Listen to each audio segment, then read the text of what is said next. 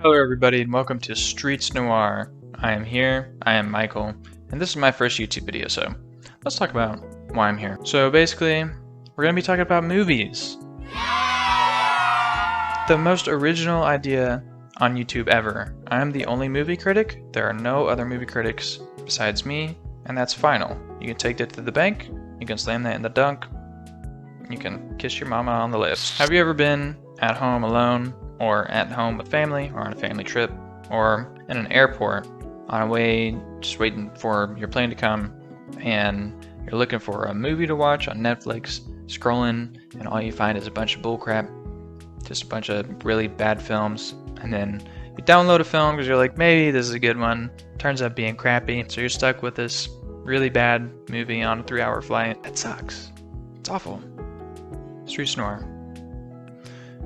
By the people, for the people. You're welcome. So what we're going to be doing today is looking at two movies I found that were just put on a random Netflix movie generator, and we're just going to be talking about them, seeing if they're good or not, and try to keep it spoiler free so you guys get a chance to actually watch the movies if you want to, and we'll just see how this goes. Before we get into it, make sure to execute that like button and murder the subscribe button, and chase around the notification bell until like it gets tired, and then give it a high five. So the first movie we're going to be talking about is The Glass Castle. And you might be thinking, Castle? Is this a medieval movie? Is this an adventure-packed, dragon-packed, full of stuff? No. This movie is about trauma. Didn't see that one coming, did you? This movie came out in 2017 and was directed by Destin Daniel Cretton, who directed popular movies like Marvel's Shang-Chi and will direct Marvel's Avengers Kang Dynasty and another Shang-Chi movie. Homie is neck deep in the Marvel chokehold. Some notable actors and actresses in this movie are Brie Larson, Max Greenfield, and Woody Harrelson. Brie Larson and Woody Harrelson frankly carry in this movie, but we'll get more into that. The Glass Castle is based on a true story about a family with 4 kids squatting around rural America because the American system is rigged and freedom without the American system is grand. The movie follows how the kids escape the freedom from the system. And why would you ever want to escape the free from the system freedom? Well, later we'll discover that the relationship between the father and the rest of the family is a bit fickle, to say the least. He drinks all the time and is manipulative and abusive towards the family, but like, he told his wife once that like her paintings were like good, so that makes up for it. Granted, there are some heartfelt scenes throughout, like the beginning of the movie when the dad tells her daughter not to fear anything because she's got that dog in her, and later we see that he almost drowns the same daughter. So yeah. Honestly, that's about as much as I can get into the movie without spoiling anything. Though there aren't really any plot twists, the movie is still worth checking out. Given, the movie is based off of a true story, it's kind of hard to put, like, plot twists on a family drama, unless you put fictitious parts into a nonfiction movie. That's something you could do. I mean, you could add a dragon. You could. I don't see why not. So some pros of the movie. Brie Larson and Woody Harrelson kill it in this movie. Absolutely obliterate the game.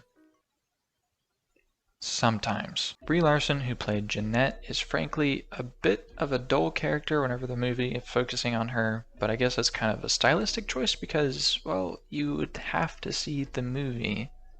So I'm not going to spoil anything about that, but there's a reason for that. However, there were moments where you would feel moved by her performance. It was like, wow, way to go, Jeanette. By other times, it felt like she wasn't given enough to say, and we just hop right back into the flashback to see the younger version of Jeanette. This isn't to say that Brie Larson is a bad actress. In this movie, she was just given a bit of a bland role. Woody Harrelson, who plays the dad, or Rex, does a phenomenal job of being the most unlikable person in the movie. This character was just given so much life, which, though I haven't read the book that this movie is based off of, is probably the center of the focus. You hate him when he's being abusive and manipulative, but you still have your own guard up when he's being nice. Feel like you're being emotionally puppeteered by him throughout the movie, but you can't not be impressed by his performance. This movie could have been called The Most Awful Good Father starring Woody Harrelson, and it would have been the exact same movie. But the stylistic choice of the Glass Castle is still appreciated. Now about the cones.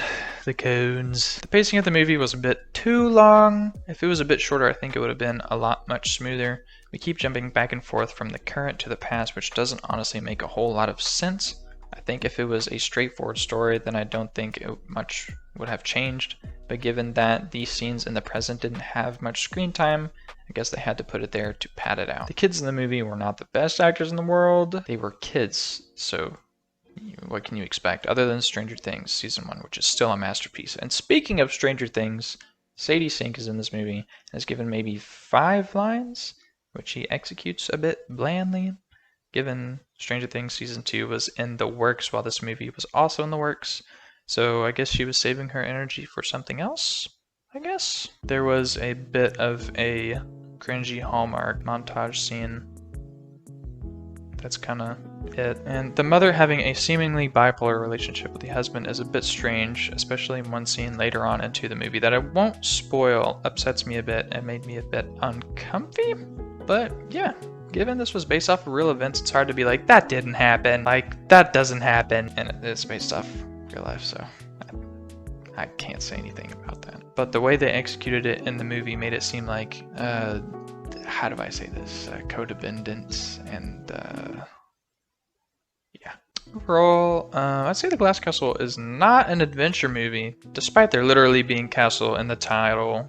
No dragons, no goblins, just depression and trauma dump. The movie, though, was enjoyable. The pacing at times dragged a little, and the acting could have been better in moments, but it wasn't a hard watch, and it had its moments where it was a good watch. If I were to rate this movie 1 out of 10, I would give it a 6.5. Pretty good. Pretty good. I'd give it a whirl. It's worth whirling. And again, it's hard to like give a movie. It's weird. Well, it's not hard because I mean we do it all the time, but it's weird to give like a movie that took years to make just like a. That was a 6 out of 10. That was 7 out of 10. 8 out of 10. 5 out of 10.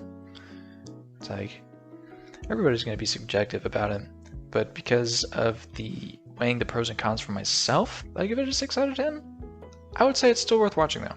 So put The Glass Castle on your letterboxd and go watch it. The next movie we'll be getting into is 37 Seconds. 37 Seconds is a movie released in 2019 directed by Hikari, who directed some episodes of the Netflix show called Beef, which is now, I think it currently just came out recently. The movie is about Yuma, who's played by Mai Kayama, who has cerebral palsy and lives with her mom, Kyoko, played by Mizusu Kano. Yuma is a comic artist with Sayaka, played by Minori Hagiwara. Sayaka is low-key a meanie booby stinker, and she does not give Yuma the recognition she needs because she's paralyzed? I guess. I don't really know. And then Sayaka's promoter is like, bro, use her because people like seeing disabled people and their promotion, and you'll get more money for it. And Sayaka's like, still like, no. Do you want more money or do you not want to show your partner? But then she still goes to her in private and is like, hey, we're doing good work together. Like, which is why, you know, later on in the movie, you know, stuff happens. I can't say because it's past the like 20-minute mark. I feel like anything past there is like spoilers. Later on into the story, which isn't past the 20-minute mark, Yuma is kind of ticked off at Sayaka and wants to publish her own stuff. So still working with Sayaka, but was like, I'm gonna make a name for myself. So in a sudden turn of events, Yuma tries to publish adult, as in adult, comics to a different publisher. Once getting someone to take her, they read her comic, which is a hilarious scene because she flips through the entire comic in, no joke, 5 seconds. And is like, this is good.